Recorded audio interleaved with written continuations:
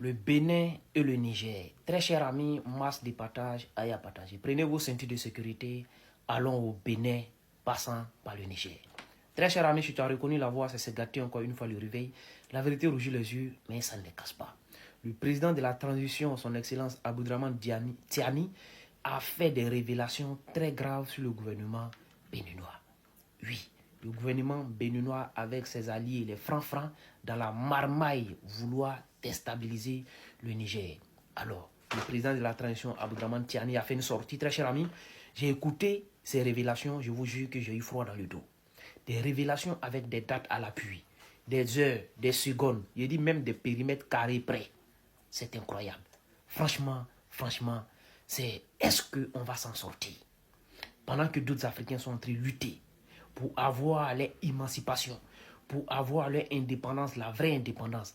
Pendant ce temps, d'autres Africains sont utilisés pour déstabiliser ces derniers-là. J'espère vraiment que la sortie du président Aboudraman Tiani va amener en tout cas le dirigeant béninois vraiment à donner une explication valable face à ces graves accusations. Franchement, j'ai honte en tant qu'Africain, Néniala.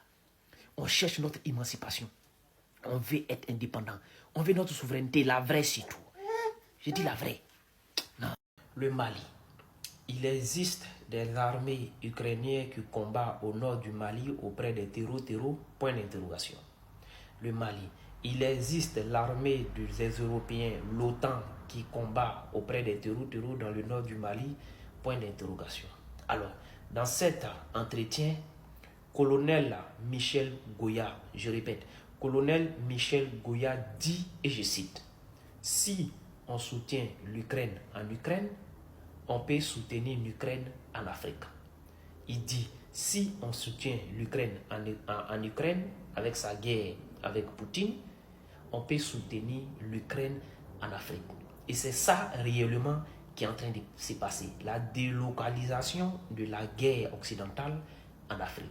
Parce que ce que vous ne saviez pas, les Européens ont une revanche avec les forces armées russes qu'on appelle Wagner.